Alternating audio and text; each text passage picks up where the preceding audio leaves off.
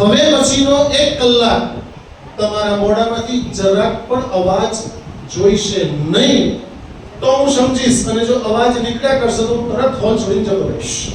કારણ કે મારી દીકરીઓ ઘણી બધી બેઠી છે, અવાજની પણ દીકરીઓ બેઠી છે. હું ક્યારે અવાજમાં બોલતો જ નથી. હું મંચ છોડીને જતો રહું છું, પણ અવાજમાં બોલતો નથી. ને મને એ ગમતું પણ નથી, કારણ કે જે ડિસિપ્લિનની હોય ત્યાં મારી હાજરી જરા પણ જરૂર નથી. હું પૂર્ણપણે સમજુ છું. એટલે જો તમારી ક્ષમતા હોય બેસી શકાય તેવી, અને આ લોકોએ તમને ક્યારના ગોંધ્યા હશે મને ખબર છે, આ લોકોએ તમને ક્યારના બોલાયા હશે. હવે તમારી બી થોડીક 1-8 કલાક, અને મગનભાઈ પણ આવ્યા છે એટલે એમની પણ, રમીલાબેન પણ છે એટલે એમને પણ લાભ આપશે. એટલે તમારે આજે રવિવાર છે તો સહન શક્તિનો દિવસ છે, સમજી લો 2 લેક્ચર ભરવાના છે. અને માતા બહેનો તો કશો વાંધો છે અને વડીલો તો મારા નિરાંતે બેઠા છે. મિત્રો, જ્યારે સામાજિક ફંક્શન અને શૈક્ષણિક ફંક્શન હોય અને આવા ફંક્શનમાં જ્યારે આવવાનું થાય ત્યારે હું બહુ સ્પષ્ટપણે કહું છું કે જ્યારે મારું પ્રવચન હોય ત્યારે જ મને ઇન્વાઇટ કરવો, એટલે સમય મારો ઓછો બગડે. કારણ કે હું સમયને બહુ સન્માન કરું છું. મૃત્યુ પામેલો માણસ એકવાર ફરી પાછો આવે છે એવા કેટલાક કિસ્સાઓ આપણે સાંભળ્યા છે, પરંતુ ગયેલો સમય પાછો ક્યારે આવ્યો હોય એવું ક્યાંય સાંભળ્યું નથી આપણે. એટલે તમામ યુવાનો, દીકરા દીકરીઓને નમ્ર વિનંતી છે કે શાંત ચિત્તે બેસી જજો. તમારો કંઈ પણ પછી પ્રશ્ન હશે એ પ્રશ્નનો જવાબ હું આપવાનો પ્રયત્ન ચોક્કસ કરીશ. મિત્રો, આજે 3 પરિપ્રેક્ષમાં દિનેશ અને આવ્યા હતા એમની ટીમ સાથે, તો મને 3 સુલઝાવ આપ્યા હતા કે સર આવું કંઈક સમાજ માટે અમે કરવા ઈચ્છીએ છીએ અને એવું ઉત્તમ રીતે કેવી રીતે કરી શકીએ એ બાબતમાં થોડું ફોકસ કરજો, એટલે ક્યાંક દીકરા દીકરીઓનું માર્ગદર્શન મળી શકે. એટલે 2-3 વસ્તુ કહેવા જઈ રહ્યો છું. પહેલી વસ્તુ જે કહેવા જઈ રહ્યો છું એ મા બાપને સ્પર્શે અને દીકરા દીકરીઓને સીધી સ્પર્શે તેવી વાત છે. અને બીજું કે અહીંયા જે પણ વાત કલાક-પોણો કલાક દરમિયાન જે મારા તરફથી કરવામાં આવશે એ વાત તમામ મિત્રોને વિનંતી છે કે સાથે લઈને જજો. આ નવસારી નગરપાલિકાના હોલમાં મૂકીને જશો નહીં, કારણ કે કાલે બીજા કોઈ બેસશે નહીં. એટલે મહેરબાની કરી જોડે તમે લઈને જજો. આજે એન્કરિંગ કરતી બહેનો તમને ક્યારની તાળીઓ બહુ પડાવે છે. આ એટલી જ વાસ્તવિકતા છે, કારણ કે એ લોકો ક્યાંક સાંભળ્યું લાગે છે અને ક્યાંક આપણા સાયકોલોજી વાળા વિદ્યાર્થીઓ પણ એમને ક્યાંક ખબર હોય એવું બની શકે.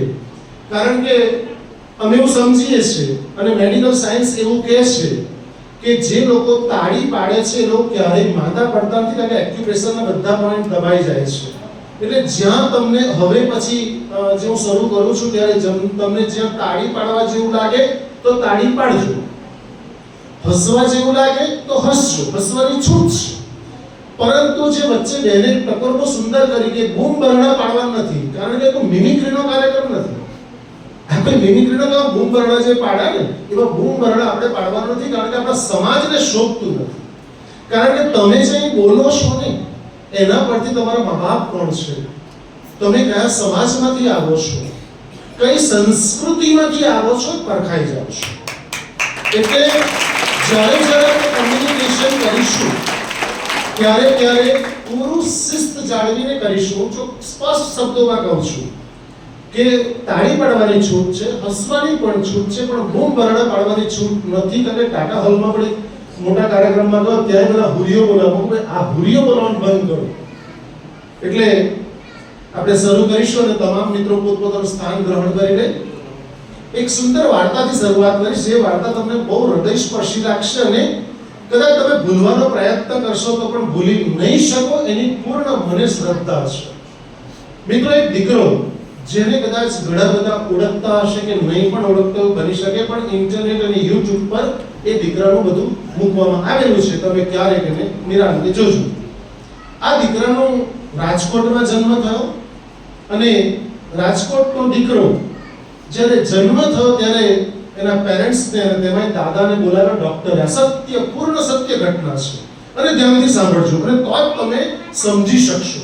જો ધ્યાનથી નહીં સાંભળશો તો નહીં સમજી શકો. એ પૂર્ણ સત્ય છે.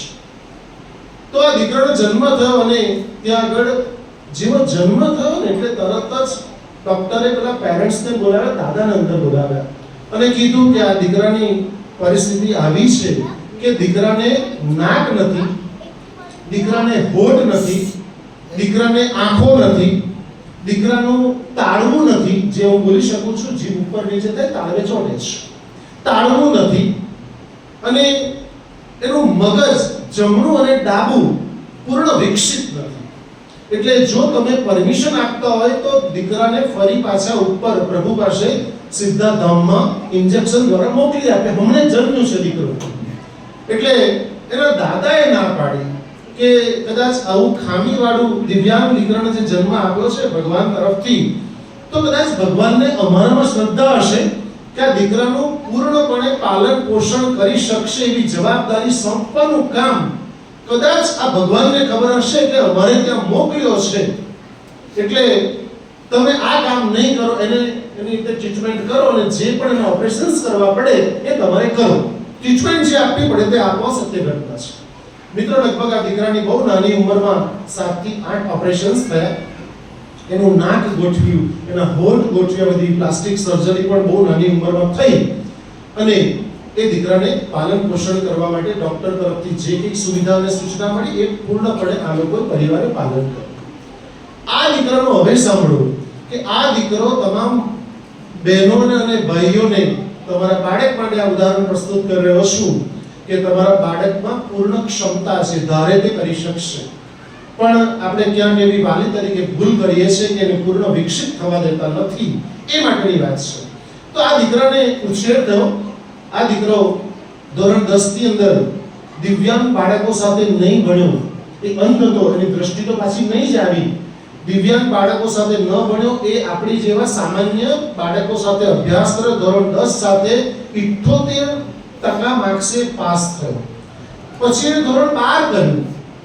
12માં પણ એના 77 ઉપર માર્ક્સ, ટકા કહું છું, પર્સન્ટાઇલ નથી કહેતો, એને પાસ કર્યું. એને ગ્રેજ્યુએટ કર્યું સંસ્કૃત સાથે, પોસ્ટ ગ્રેજ્યુએટ કર્યું, હમણાં પીએચડી કરે છે આ છોકરો. હવે સાંભળો, આ છોકરાએ પીએચડી સંસ્કૃતમાં કરે છે હમણાં, અને આ છોકરો એને શ્રીમદ ભાગવત ગીતાના 700 શ્લોક કંઠસ્થ છે. તમે કોઈ પણ શ્લોક બોલો, તમે કોઈ પણ શ્લોકનો પહેલો શબ્દ બોલો, આ બધું જે કહું છું YouTube પર મૂકવામાં આવેલું છે એના વિડિયોઝ, એક શબ્દ બોલો, આખો શ્લોક બોલશે, કયા અધ્યાયનો કયા નંબરનો શ્લોક છે એ પણ કહેશે. 700 શ્લોક. એની કરતા આગળ નારદનું ભક્તિ સૂત્ર એને પૂર્ણ યાદ છે, એને બ્રહ્મ સૂત્ર યાદ છે, એને 11 ઉપનિષદો કંઠસ્થ છે, પતંજલિના યોગ સૂત્રના 4000 શ્લોકો કંઠસ્થ છે. એવું કોઈ સંગીતનું વાજિંત્ર નથી કે એને વગાડતા નથી આવડતું. તાળવું નહીં હોવા છતાં ઉત્તમ ગાયક કલાકાર છે, પ્રોફેશનલ ગાવા માટે પણ આ જાય છે, જેનું નામ છે ઉત્તમ માનુ. આ છોકરો ધૂમમચર નરેન્દ્રભાઈ મોદી દ્વારા પણ સન્માન કરવામાં આવ્યું છે, અને બાળકો માટેનો આખા ભારત સરકારનો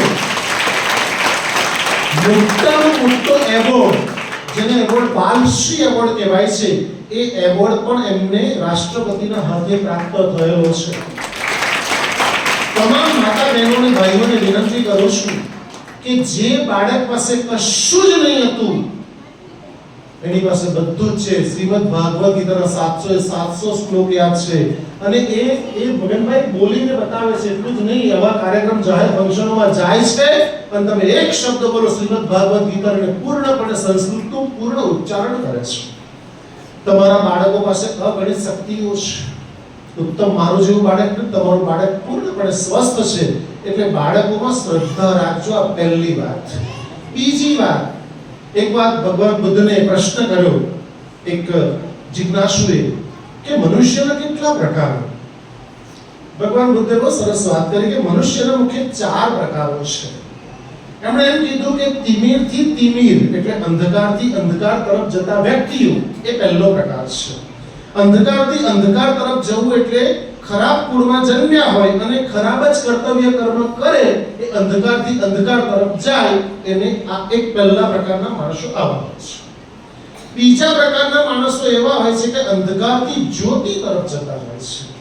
અંધકારથી જ્યોતિ તરફ એટલે ખરાબ કુળમાં જન્મ્યા હોય, પણ એ બાળક એનું ઉત્તમ કર્તવ્ય કર્મ કરે અને એ સારું કામ કરે એટલે એ જ્યોતિ તરફ જાય. દાખલા તરીકે હિરણ્યકશ્યપ અને પ્રહલાદ.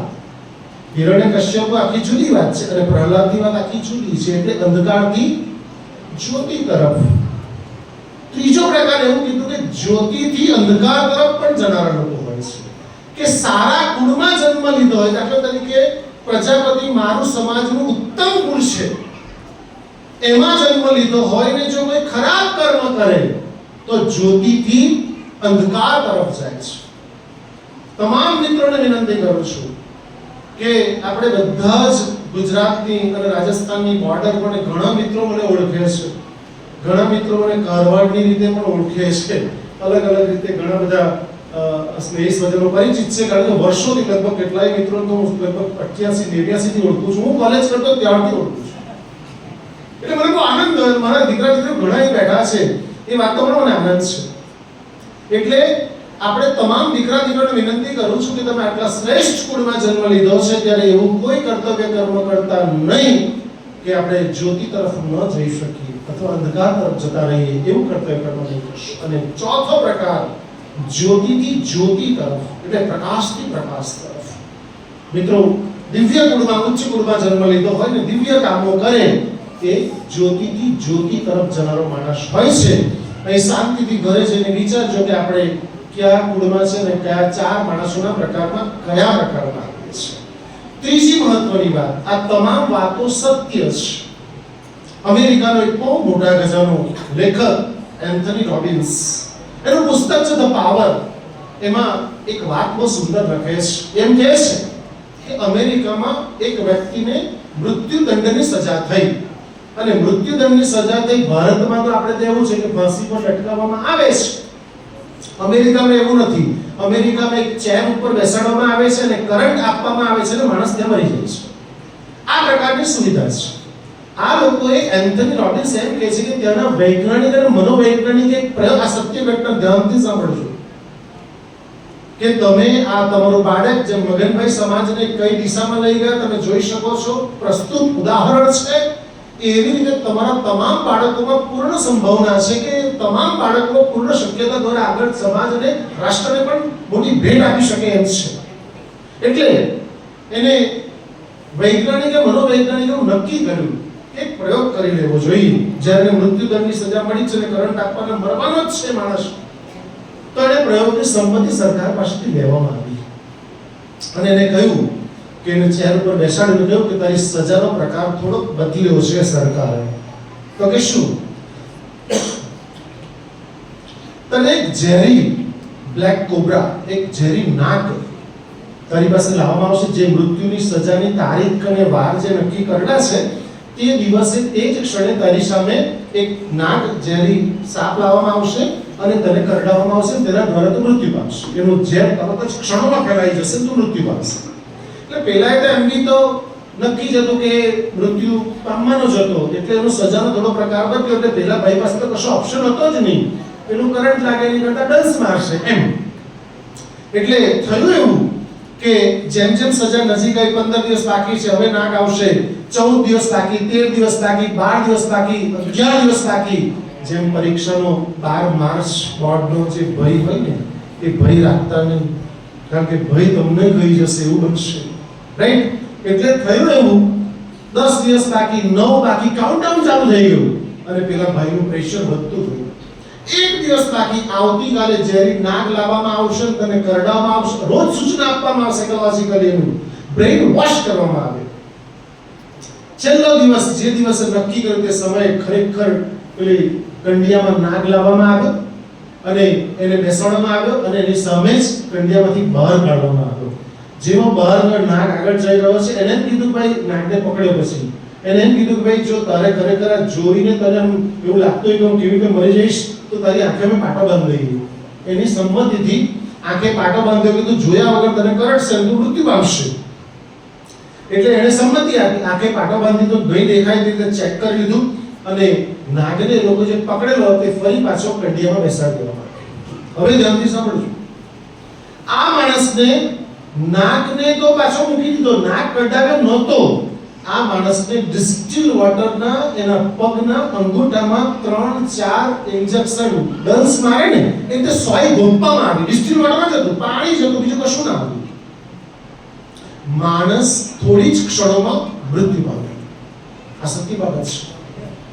અહીં મનોવિજ્ઞાન આવે, સાયકોલોજી આવે છે અને તમને નવાઈ લાગશે કે આ માણસનું અમેરિકામાં, ભારતમાં તો બધું ચાલે, અમેરિકામાં ન ચાલે.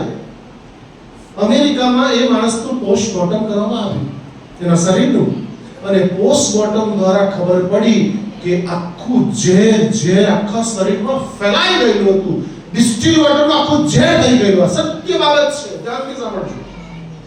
પ્રશ્ન એ થયો, વૈજ્ઞાનિકોએ પ્રયોગ કર્યો કે આવું થઈ જ કેવી રીતે શકે? મિત્રો, કહેવાય છે એવું કે વિચારોમાં એટલી તાકાત હોય છે કે ડિસ્ટિલ વોટરને પણ ઝેર કરી શકે છે, માણસ મૃત્યુ પામે. સત્ય બાબત છે. તમને અમેરિકાની વાતની સાથે ભારતની વાત કરું, આ પણ સત્ય બાબત છે. 15મી સદીની મીરા, રાજસ્થાનની મીરાને રાણાએ ઝેરનો પ્યાલો આપ્યો. બધાને ખબર છે. મીરા દૂધમાં ઝેર રાખ્યું હતું, દૂધ પી ગઈ. મીરા મૃત્યુ નહીં પામી, કારણ કૃષ્ણ તો હતો જ, પણ એના વિચારો કેટલા પાવરફુલ હતા કે એને તો દૂધ જ સમજીને પીધું છે, ઝેર થયું છે ને એને મૃત્યુ પણ નહીં પામી. તમામ દીકરાને વિનંતી કરું છું કે તમારી પાસે જે વિચારોની તાકાત છે ને, idea can change your life. વિચારો તમારી જિંદગીને બદલી શકે. તમે જો એમ કહેશો કે મને ડર લાગે છે, મને બીક લાગે છે, મને કે આવડશે તો હું ભૂલી જઈશ, તમે 100% ને 1001% તો ભૂલી જશો. Think positive. હંમેશા હકારાત્મક વાંચજો, હકારાત્મક વિચાર કરજો. પરીક્ષા આપવા જાઓ તો પણ હકારાત્મક રીતે આપજો. જરાક પણ ડરતા નહીં. ડરવાનું કોઈ કામ જ નથી, કારણ કે પરીક્ષા 10મા અને 12માની પરીક્ષા એ કઈ બહુ મોટી પરીક્ષા તમે રોજ પરીક્ષા એમ પણ આપો છો. પરીક્ષા 3 મહિને 6 મહિને સ્કૂલમાં આપો છો. એક સિમ્પલ એક્ઝામ છે. આ તો સારું છે કે તમે પ્રજાપતિ માનવ સમાજમાં જન્મ લીધો છે. હજી પણ જો બહુ ભણેલા ગણેલામાં જો જન્મ લીધો હોત ને તો હું કહું, હમણાં એક અગ્રવાલ કોલેજના ફંક્શનમાં ગયો તો મેં સ્કૂલના ફંક્શનમાં કહ્યું કે મા બાપો જેટલા 3-3 કલાક બહાર રહીને વેઇટ કરે, મારા ફાધરને કે મધરને ખબર જ નહીં કયા ધોરણમાં ભણે છે. રાઈટ? આમાં ઘણાને એવું હશે. આ તો નવસારીમાં આપણે ટ્રાન્સફર થયા ને એજ્યુકેશન પ્રાપ્ત કર્યું, બિઝનેસ અર્થે બધા આવ્યા છો એટલે થોડું ઘણું ખ્યાલ હોય, પણ ઘણા મા બાપને નથી ખ્યાલ હોતો, કારણ કે મા બાપ ભણેલા હોતા નથી. અને એમાં કોઈ શરમની કોઈ વાત પણ નથી, કારણ કે લોકો ભણેલા નથી પણ ગણેલા છે. એ લોકો ભણેલા નથી, આપણા વાળા ભણેલા છે. એજ્યુકેશન તો પ્રાપ્ત કરે છે પણ ક્યાંક ગણતર ચૂકી જાય છે. એટલે અમારી જેવાને આ લોકો લઈને આવે અને આવું કંઈક અંદર મૂકવા કીએ. એટલે તમે જે વિચારશો એ બનશો. એટલે ક્યારે નેગેટિવિટી વિચારશો. તમારા જીવનમાં જે બનવું હોય તે બની શકો છો. પૂર્ણ ક્ષમતા તમારી અંદર છે. હું ત્રીજી વખત બોલું છું. રાઈટ? 5મી મહત્વની વાત, મિત્રો, એક સંત, સાંજનો સમય તો શિયાળાનો દિવસો હતો, ગ્રામ્ય વિસ્તારની વાત છે ને, ઝૂંપડી દૂર હતી અને એક લાઇટનો પોલ ત્યાં આગળ વાંકા વળીને શોધી રહ્યા હતા. તમારી જેવા યુવાન લોકો કંઈ બહાર ફરવા ગયા હશે, ત્યાંથી આવી રહ્યા હતા અને યુવાન લોકોએ પૂછ્યું કે સંતશ્રી તમે શું શોધી રહ્યા છો? એટલે પેલા સંતે કહ્યું કે હું ક્યારનો મારી સોય ખોવાઈ ગઈ તે શોધી રહ્યો છું. કપડાં સીવતો હતો તે સોય ખોવાઈ ગઈ શોધી રહ્યો છું. એટલે બધા યુવાનો પણ 4-5 તમારી જેવા જુવાનિયા છોકરા હતા, એ પણ શોધવા લાગ્યા. 15 મિનિટ થઈ એટલે એક યુવાન થોડો કંટાળ્યો. યુવાનો જલ્દી કંટાળી જાય છે, એ લોકો ધીરજ જ નથી. તો એક યુવાને પૂછ્યું, સંતે કે એક્ચ્યુઅલી સોય તમારી કઈ જગ્યાએ ખોવાય, તમે લોકેશન, અને હવે તો ગૂગલ આવી ગયું ને, તો લોકેશન તમે બતાવો કઈ જગ્યાએ ખોવાય એમ કહો તો અમે શોધીએ, ત્યાં આગળ પ્રયત્ન કરીએ. એટલે પેલા સંતે હસતા હસતા એમ કહ્યું કે એક્ચ્યુઅલી સોય તો હું ઘરે મારી ઝૂંપડી પર સીવતો હતો ને ત્યાં ખોવાઈ ગઈ છે. પણ તો પેલા લોકો કે અહીંયા કેવી રીતે શોધો? કે લાઈટનો થાંભલો અહીંયા છે ને. તમામ યુવાન મિત્રોને વિનંતી છે કે તમારે ત્યાં ખુશી તમારા ઘરમાં જ છે, બહાર શોધવા નહીં જશો. બહાર ખુશી નહીં મળશે. એટલે ક્યાંક પડ્યું છે ને ક્યાંક શોધી રહ્યા છો, એવું ક્યાંક ન થઈ જાય તેની પૂર્ણપણે કાળજી રાખવાનું કામ આપણે કરવાનું છે. 6ઠ્ઠી મહત્વની વાત, મહારાજા રણજીતસિંહ સમાજના તમામ મિત્રોને વિનંતી કરું છું, વડીલ મિત્રોને ખાસ વિનંતી કરું છું અને યુવાન દીકરા દીકરીઓને વિનંતી કરું છું કે આવતીકાલ તમે કંઈ કેપેબલ થઈ જાઓ, સમાજ માટે કંઈ ઉત્તરદાયિત્વ નિભાવજો. સમાજે આપણને બહુ આપ્યું છે. મહારાજા રણજીતસિંહ પંજાબના બહુ મોટા ગજાના મહારાજા હતા. વર્ષો પહેલાની વાત છે. એ પોતે મહેલની બહાર બેઠા હતા અને પથ્થર મોટો આવ્યો અને મહારાજાની કપાળમાં વાગ્યો, લોહી નીકળવા માંડ્યું. જેવું લોહી નીકળે સિપાહીઓ દોડ્યા, કોણે પથ્થર માર્યો, કોણે પથ્થર માર્યો, શોધી રહી વૃદ્ધ સ્ત્રી હતી અને વૃદ્ધ શોધીને લઈને વૃદ્ધને બધા પકડી રાખી. તમે આ કેમ પથ્થર માર્યો તમે? એટલે મહારાજા રણજીતસિંહ એમ કીધું કે બેન છોડી દો તમે. તો પૂછ્યું કેમ બેન તે પથ્થર માર્યો? વૃદ્ધ સ્ત્રીની માતાને પૂછ્યું. એમણે એમ કહ્યું કે મારા દીકરા દીકરીઓ ભૂખ્યા છે અને અહીંયા બોરનું તમારું ઝાડ હતું એટલે બોર ઉપર ને બોરડી ઉપર પથ્થર માર્યો કે મારા દીકરા દીકરીનું બોર પણ ખવડાવી શકું.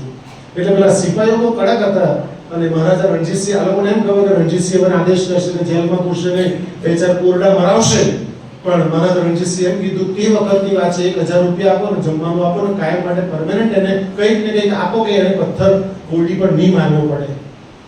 સમાજના તમામ વડીલ મિત્રોને વિનંતી છે કે સમાજ માટે તમે જે સંગઠન રચવા માંગો છો, કારણ કે મને યાદ છે હું આહિર સમાજમાં ગયેલો, એ લોકોનું ટ્રસ્ટ પણ નહોતું સ્થપાયેલું ને ગયું અને ત્યારે પહેલું મારું પ્રવચન 2013 ની અંદર અને મેં આવી જ એક ટેલ નાખી કે આવું કંઈક આપણે જો આહિર સમાજ આટલું સરસ કામ કરે છે તો બધા વડીલો પોતે કંઈક કોન્ટ્રીબ્યુટ કરીને પહેલા તો ટ્રસ્ટ બનાવે.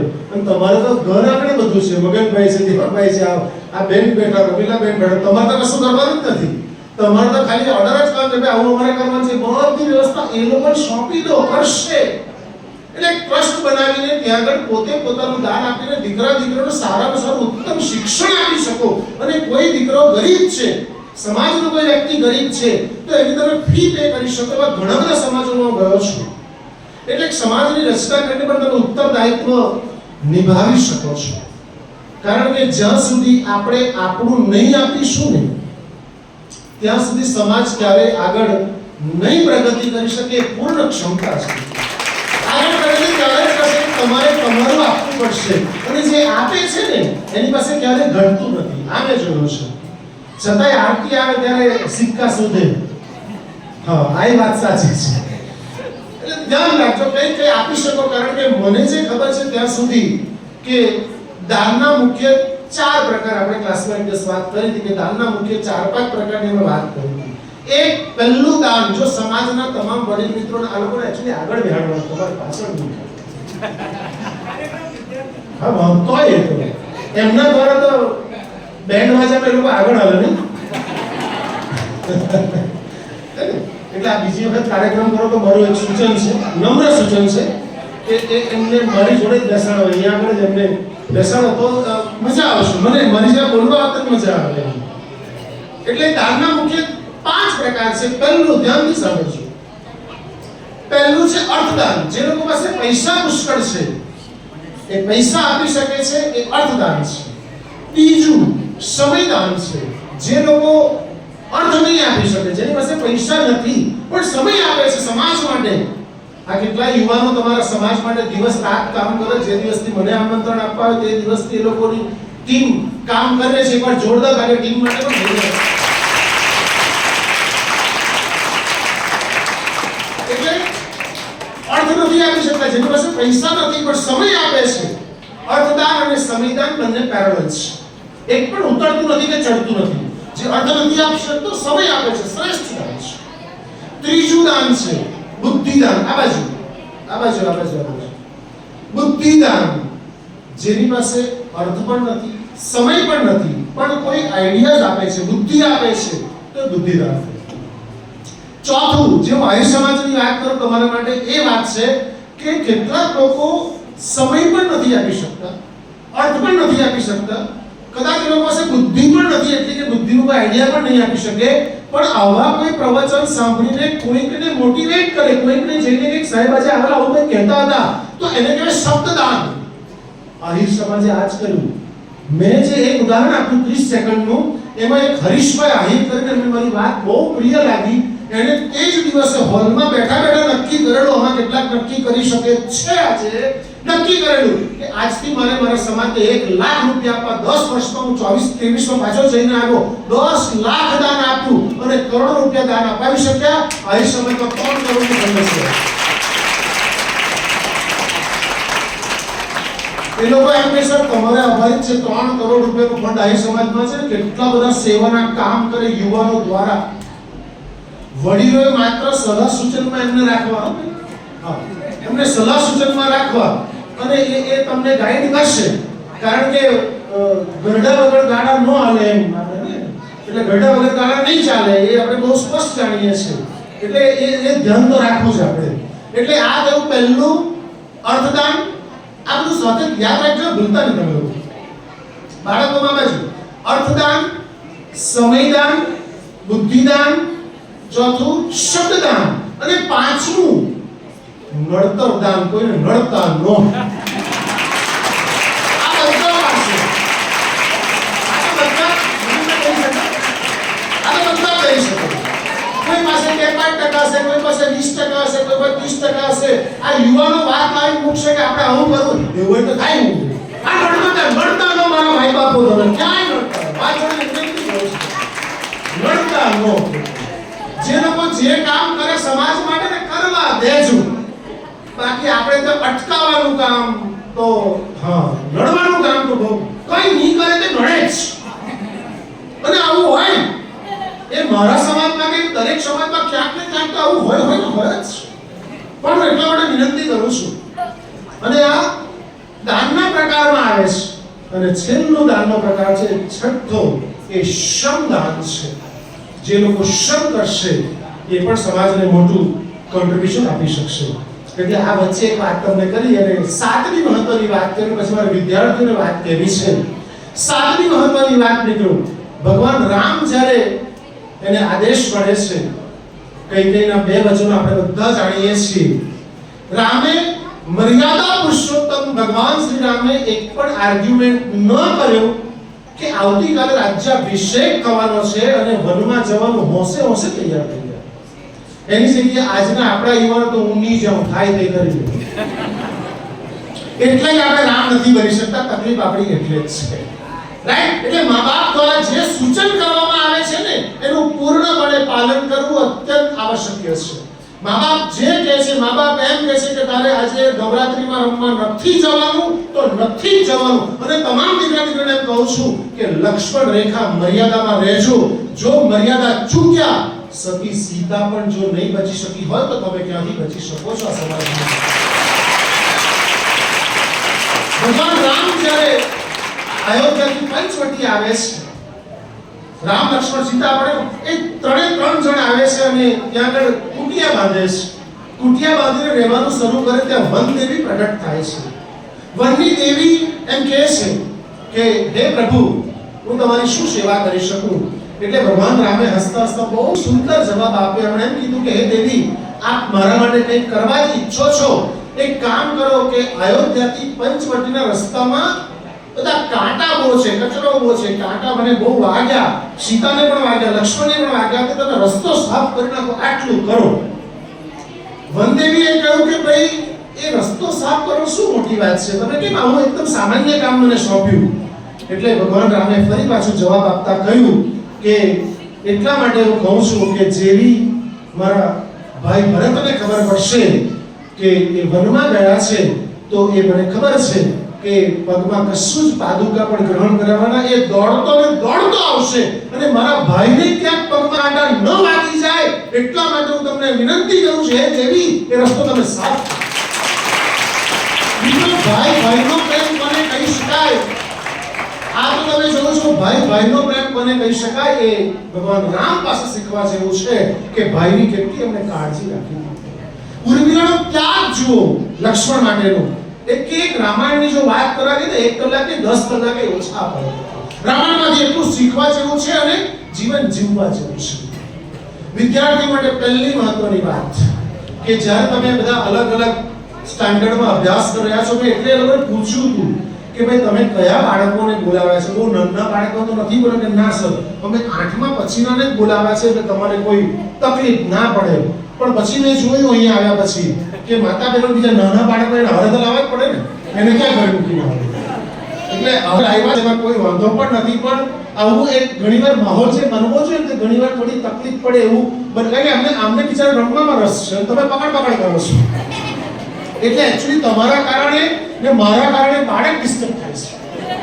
અને એને ખીલવા દેજો, માતા બહેનોને હાથ જોડીને એને ખીલવા દેજો, એને રમે તો રમવા દેજો, તમે એને ડિસ્ટર્બ નહીં કરતા, કારણ કે મા બાપ ડિસ્ટર્બ બહુ કરે એ તમે નહીં કરતા. તમામ જે વિદ્યાર્થીઓ અભ્યાસ કરે ધોરણ 5, 6, 7, 8, 9, 10 પહેલા બીજા ત્રીજાની કેટલી ખબર પડશે મને ખબર નથી, પણ જ્યારે વિદ્યાર્થી જીવનમાં મહત્વની 5 કે 6 વાત કરીશ અને એનું તમારે પૂર્ણપણે પાલન કરવાનું છે.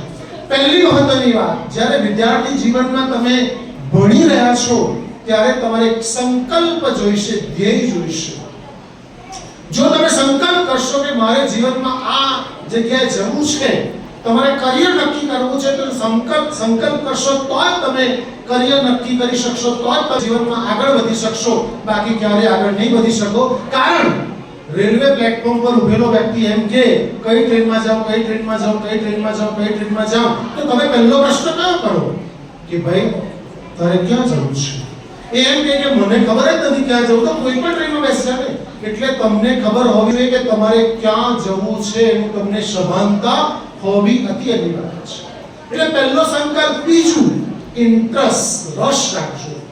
વાંચવામાં ભણવાને બધાનો રસ ખરો? જે વિદ્યાર્થીઓ આગળના બેઠા છે એ લોકોને ઇન્ટરેસ્ટ ખરો ભણવામાં? હવે કેટલું જુઠ્ઠું બોલો, હવે તો મેં જુઠ્ઠા ક્યાં જોયા?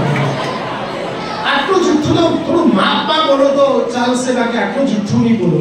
મારા 33 વર્ષના કરિયરમાં આજ સુધી એક પણ વિદ્યાર્થીએ મને એમ મગજમાં નથી કહ્યું કે સર વિજ્ઞાન, ગણિત, હિન્દી, ગુજરાતી, સમાજ વિદ્યા આ બધા સબ્જેક્ટ ભણીને ધન્ય થઈ ગયો. સર બહુ મજા આવે ભણવાની, સ્કૂલ આખી રાત ચાલે તોય મજા આવે સર, આખી રાત સ્કૂલ ચાલે છે, દિવસમાં સવારથી રાત સુધી એવી મજા આવે છે. તો પછી 4:45 ને 5 કેમ 2-4 બેન્ચીસ સુધીને તમે ભાગો છો? જો આનંદ આવતો હોય, મજા આવતી હોય તો ભાગવાની ક્યાં જરૂર છે? જ્યારે તમે રાજહંસ થિયેટરમાં પપ્પા મમ્મી સાથે કોઈ સારું મૂવી, આ ભાઈ 12th ફેલ મૂવી બતાવશો આ લોકોને, નિવેદન કરું છું તમામ સમાજના આગેવાનોને કે તમારા સમાજના તમામ યુવાન બાળકો 12th ફેલ મૂવી આવી રહ્યું છે, ઉત્તમ મૂવી છે. આવું મૂવી બતાવજો બાળકોને કે જો બાળક નક્કી કરે જીવનમાં મારે આ બનવું છે તો 101% ની 1001% બની શકશે, પણ નક્કી ચોક્કસ કરવું પડશે. એટલે ઇન્ટરેસ્ટ રાખવો પડશે. મિત્રો, ઇન્ટરેસ્ટનો મને ખબર છે કે તમે દરેક લોકો નવરાત્રીમાં રમવા માટે ગયા છો. સત્ય જવાબ આપજો. હું દરેક વખતે પૂછું છું કે ભાઈ જ્યારે તમે રમવા ગયા 11:30 વાગ્યા, 12 વાગ્યા, 1:30 વાગ્યો, આઠમને દર્દ આખી રાત ચાલે નહોતા, તો ત્યાં આગળ તમે નાચતા હો, દોડ્યું, પોણ્યું, સાદા ગરબા જે રમતા હો તે તમે કોઈને સૂઈ ગયો, ઊંઘ આવી ગઈ તેવો કોઈ વ્યક્તિને જોયો છે ખરો? તો તમારા પગમાં આવી ગયો હોય, એ ભાઈ ઉઠી કેમ સૂઈ ગયો અહીંયા, એવો જોયો તમે? અચ્છા, એ માણસને એવો જોયો છે ખરો કે આખા પસીને રેપઝેપ થઈ ગયો હોય, નાચતો હોય અને છેલ્લે સુધી કોઈ ઢોલ વગાડે અને બંધ કરે તોય પાછું ચાલુ કરે, ચાલુ કરાવે ને, અને છેલ્લે પણ નાગિન દાસ ની કરે ત્યાં સુધીનો મેળ જ નહીં પડે. બરાબર છે? મને તમે એ કહો કે આની અંદર એ આખો માં જગદંબા એને તાકાત આપે છે 9 દિવસ સુધી પસીને રેપઝેપ થઈને નાચે. ખબર નહીં માં જગદંબા પગમાં ક્યાંથી આટલું જોર આપતી હશે? શક્તિનું સ્વરૂપ શક્તિ ક્યાંથી આપતી હશે? હવે તમે જુઓ કે આ જ યુવાન, આ જ બાળક જ્યારે ધોરણ 10 અને 12 ની પરીક્ષા 12 માર્ચે લગભગ નહીં, મને ઉપર તારીખ 11 જે તારીખે તમારે ડિસાઈડ થઈ તે તારીખે પરીક્ષા છે. તમે વાંચવા માટે બેઠો છો રાત્રે, તમે નવરાત્રીની દિવસ પાડી રમે કે રાતે જ રમે? એટલે તમે રાતે 9 વાગ્યા પછી વાંચવા માટે જેઠાલાલને પણ ન્યાય આપવો પડે, એટલે મને ભૂખ લાગી જાય પછી. એટલે રાત્રે 9 વાગે તમે વાંચવા માટે બેઠા, સોફા પર બેઠા, અને સોફા પર બેઠા એટલે ધીમે ધીમે તમે અડધો કલાક થયો, તમને એમ થાય કે થોડી કમર એમ સીધી કરો, એટલે તમે થોડા પગ, તમારો કોઈ વાત નથી, તમે ખાલી પગ જરાક આગળ લંબાવો એમ, કારણ કે સોફાની ડિઝાઇન એવી છે, તમારો કોઈ વાત નથી કરતો વિદ્યાર્થી તરીકે. અને એ ડિઝાઇનમાં તમે થાય છે તમે થોડાક લંબાવો, પોણો કલાક થાય એટલે 45 મિનિટ થાય, થોડાક પગ લાંબા થાય તમે થોડા એમ નીચે થોડાક નમતા, વધારે નહીં. એટલે જેવા તમારા પગ લાંબા થઈ જાય અને ત્યાં ન્યૂટન આવે. ન્યૂટન એટલે ગતિના નિયમો આપ્યા છે. આપણે ગુરુત્વાકર્ષણનો નિયમ આપ્યો. થાય એવું ન્યૂટન આવે એટલે તમારા હાથમાં ચોપડી કે નોટ હોય, તમે આડા પડેલા હો, વાંચતા હો, પરીક્ષાની પૂર્ણ તૈયારી કરતા હો અને ત્યાં પછી ન્યૂટન આવીને આખી ચોપડી આમ પાછી આમ પાછી આમ અને પછી આમાં તમારો કોઈ વાંક જ નથી, ન્યૂટનનો વાંક છે. મને તમે એ કહો કે જે યુવાન 9 દિવસ સુધી નાચતો હોય, પસીને રેપઝેપ થઈને માં જગદંબાને તાકાત આપતી હોય, તો જગદંબા અહીંયા કેમ નથી? જે તમારી જિંદગીનું કરિયર બનાવવાની છે, તમે 2005 નવરાત્રીમાં 2005 વર્ષ નહીં નાચવા જશો તો કશો ફેર નહીં પડશે. કોઈ માં જગદંબાને ખોટું નહીં લાગશે. પણ જો તમે 5 વર્ષ જિંદગીના મહેનત કરી લેશો ને, તો તમે જિંદગીનું મહત્વનું કામ કરી શકશો. એટલે તમામ બાળકોને મને વિનંતી છે કે વાંચવામાં ધ્યાન આપજો, નાચવા કરતા વાંચવામાં ધ્યાન આપવું અત્યંત અગત્યનું છે. એટલે રસ રાખવાનો છે પણ વાંચવામાં કારકિર્દી બનાવો. એટલે પહેલી વાત થઈ ધ્યેય અને સંકલ્પ, બીજું થયું અભિરુચિ, ત્રીજું એકાગ્રતાપૂર્વક વાંચજો. જેમ અર્જુનને પક્ષીની આંખ દેખાઈ હતી તેમ એકાગ્રતાપૂર્વક વાંચજો. પાંચમું છે અભ્યાસ, સતત પ્રેક્ટિસ કરજો. જો સતત તમે પ્રેક્ટિસ નહીં કરશો, જે લોકો ગીત ગાય છે એ લોકો પ્રેક્ટિસ કરે છે, જે લોકો ક્રિકેટ રમે 365 દિવસ પ્રેક્ટિસ કરે છે, જે લોકો ડાન્સ કરે 365 દિવસ પ્રેક્ટિસ કરે છે.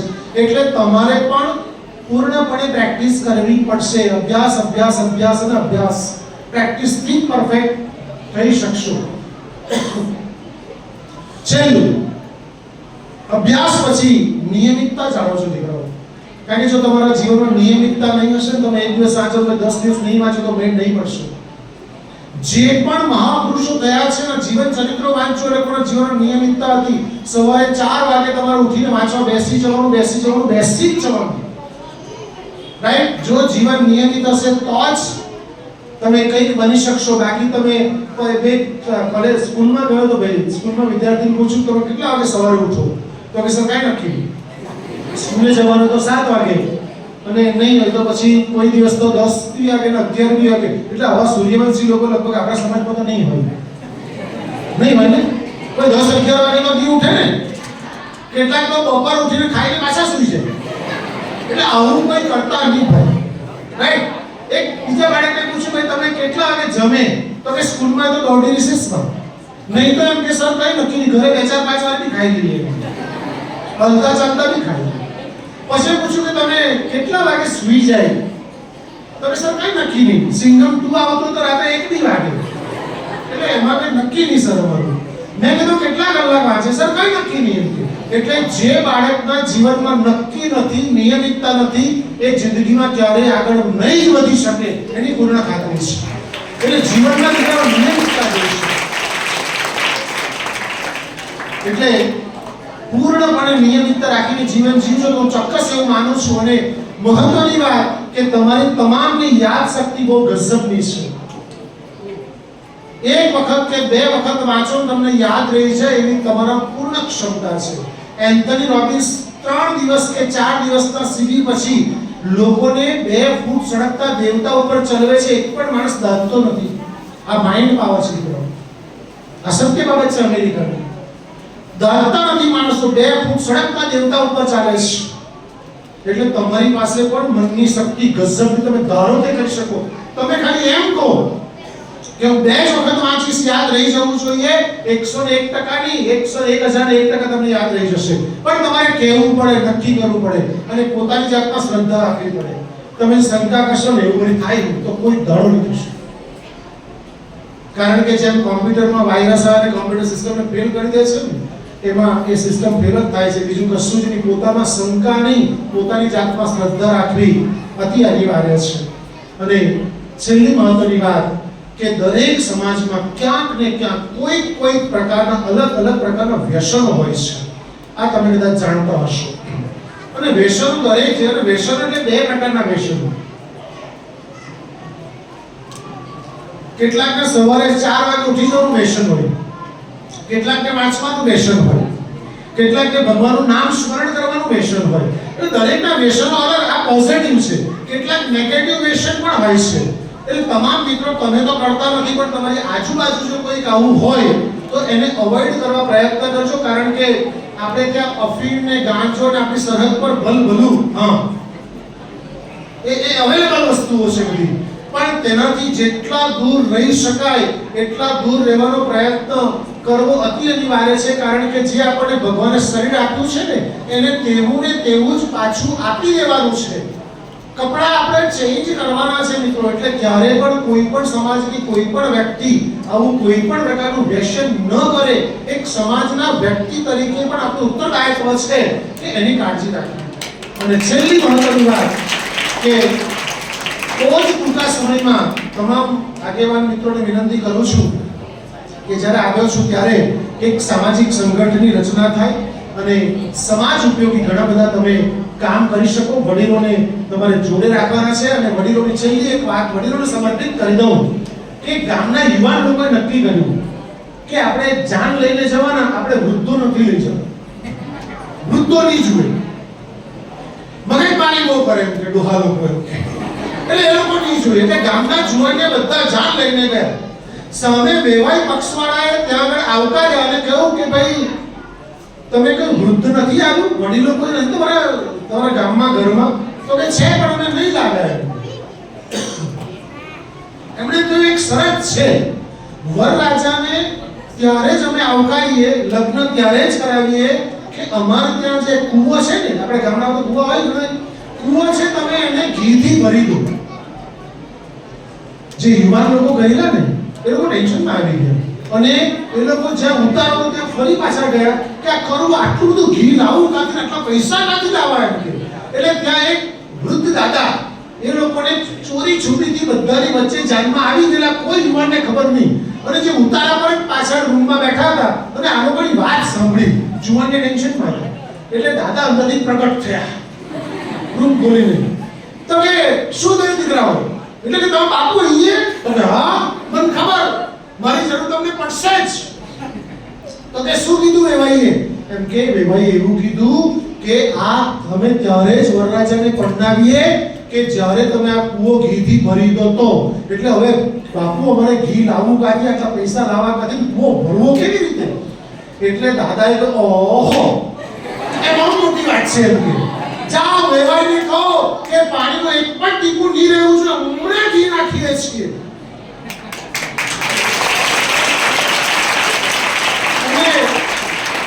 મિત્રો જેવા વેવાઈમાં જીવનમાં જોમ આવી ગયું એમ. જેમ બેન આ બીજા જે બાજુ બેઠે બેન બહુ જોમથી વાત કરે છે, ગમ્યું. એટલે એ જે જોમ આવી ગયું ને, એટલે જોમથી જુવાનને ગયા અને જુવાનને વેવાઈને કીધું કે તમે છે ને આ કુવા જે ઘીથી ભરવાની વાત કરી ને અમને, અમે ભરવા તૈયાર છે, ઘી આવી ગયું, તમે પાણીનો એક બુંદ નહીં લેવું જોઈએ. એટલે વેવાઈ હસતા હસતા કહ્યું કે આ સોલ્યુશન તમારી પાસેથી મને કોઈ વૃદ્ધ દાદા આવ્યા હશે. એટલે ગંગા વગર નાના નો આવે ભાઈ, નહીં ચાલે ક્યારે નહીં ચાલે. અને છેલ્લી વાત માતા બહેનો બેઠી છે તો એમને એવું લાગે કે મને તો અમારા માટે તો કંઈ કીધું જ નહીં. એટલે છેલ્લી વાત સમર્પિત કરી દઉં. એક આ સત્ય ઘટના છે, સુરતની સત્ય ઘટના છે, આપણી નજીક જ છે સુરત અને ડીઆરડીમાં સર ત્યાં હાજર છે. તો સુરતની એક સત્ય ઘટના છે. આચાર્ય વિજય સુંદર સુરેશ્વરજી મહારાજના દર્શન આશીર્વાદની તક મને અહીંયા સાલબાની રોડ પર મને મળી દેરાસરની અંદર. આચાર્ય વિજયરત્ન સુંદર સુરેશ્વરજી મહારાજે પોતાના પ્રવચનમાં એક કહેલી વાત છે, ધ્યાનથી સાંભળજો. એક કપલ આચાર્ય વિજયરત્ન સુંદર સુરેશ્વરજી મહારાજ પાસે આશીર્વાદ માટે આવે છે. તમામ માતા બહેનો હાથ જોડીને વિનંતી છે કે આનું પાલન કરજો જે બોલું છું તેનું. તો એક જે કપલમાં પતિ પત્ની, દીકરો અને દીકરાની વહુ 4 જણા જાય છે. અને જાણે પેલા જૈન મુનિને બહુ કહેવા માટે બધા ઉત્સુક હોય ને તે રીતે ઉત્સુકતા બતાવતા હતા. એટલે જૈન મુનિ એમ કે બધા સાથે બોલો તો મને નહીં સમજણ પડશે, પ્લીઝ વન બાય વન બોલો. એટલે પેલી વહુએ કહ્યું નહીં, આજે હું પહેલા હું કહીશ. ઓકે તું બોલ ચાલ. એટલે વહુએ શરૂઆત કરી બોલવાની કે આચાર્ય ગુરુવર, મારા હજારો જન્મના પુણ્ય કર્મ કર્યા હશે મેં કે મને આટલી સરસ માં કરતા મને સાસુ મળી. તો તો આચાર્ય વિચાર્યું કે માના સ્વરૂપમાં નહીં મળી તો સારું થયું, સાસુના સ્વરૂપમાં મળી તો મને બહુ ગમ્યું, મારા હજારો જન્મના પુણ્ય કર્મ મેં કર્યા હશે. એટલે આચાર્યને ખબર નહીં પડી કે તું દીકરા શું કહેવા માંગે છે. એકચ્યુઅલી માની વાત તો આ દીકરીએ કરી, સાસુની વાત તો કોઈ નહીં કરી અહીંયા. અને આ પેલી દીકરી તો એમ કહે છે કે મને માં કરતા સાસુના સ્વરૂપમાં માં મળી તો હું ધન્ય થઈ ગઈ, મારા હજારો જન્મના મેં પુણ્ય કર્મ કર્યા હશે. એટલે જૈન મુનિએ એને સ્પષ્ટતા માંગી, ભાઈ સ્પષ્ટ વાત કરો કે આચાર્ય એને એવું થયું એવું હતું કે હું જ્યારે આવીને લગ્ન કરીને આવીને અને મને તરત જ કમરમાં મણકાની તકલીફ પડી ગઈ, એટલે મારે સતત આરામ કરવો પડ્યો અને 6 મહિના સુધી મારે આરામ કરવો પડ્યો, બેડ રેસ્ટ કરવો પડ્યો. તો જે મારી માં નહીં કરી શકે ને એ મારી સાસુ સ્વરૂપે મળેલી માએ મને કર્યું. એ બધાનું ટિફિન બનાવવાની જવાબદારી, પછી મને જે બેડ ઉપર મારા રૂમમાં સૂતેલી હોઉં ને ત્યાં ગેસ તો ને ચૂલો પાટલો ખેંચીને લાવે, મને ગરમ ગરમ ફુલકા રોટલી બનાવીને મને જમાડે શાક લઈને, અને હું ધન્ય થઈ ગઈ. તો કે માં સ્વરૂપે તું કેમ ના પાડે છે, માં તો બધાને ગમે એમ. તો કે ગુરુવર એમને એવું છે કે જો માં સ્વરૂપે મને મળી હોત તો 18 થી 20 વર્ષ એમ જોડે રહી હોત, સાસુ સ્વરૂપે મળી આખી જિંદગી એની સાથે રહીશ. સાસુને પૂછ્યું કે તમે શું કહો છો. સાસુ એમ કહ્યું કે હે ગુરુવર, મારા હજારો જન્મના પુણ્ય કર્મ કર્યા હશે કે આટલી સરસ મને વહુમાં દીકરી સ્વરૂપે મળી છે. તો કે કેમ? તો કે મારી દીકરી, આ જે દીકરીએ મને કીધું મારા વિશે એમાં મેં કોઈ નવાઈ નથી કરી, કારણ કે આવતીકાલે મારી દીકરી જ્યારે સાસરે જશે, જો આજે હું આનું નહીં કરું તો મારી દીકરીનું કરશે કોણ? એટલે મેં કોઈ ઉપકાર નથી કર્યો. એટલે સાસુ ને વહુને કેવી રીતે રહી શકાય એવું ઉત્તમ ઉદાહરણ સુરતમાં આ સત્ય ઘટના છે. તો આજના કાર્યક્રમની શુભેચ્છા પાઠવું છું અને મને બોલાવ્યો અને માન સન્માનિત કર્યો એ બદલ તમામ પ્રજાપતિ મારું સમાજનું હું ઋણ અદા કરું છું અને મારી ચર્ચાને માત્ર અલ્પ વિરામ આપું છું. ફરી પાછા મળીશું. જય હિન્દ, જય ભારત, જય શ્રી કૃષ્ણ. ખૂબ સરસ જે સાહેબે આપણને વાત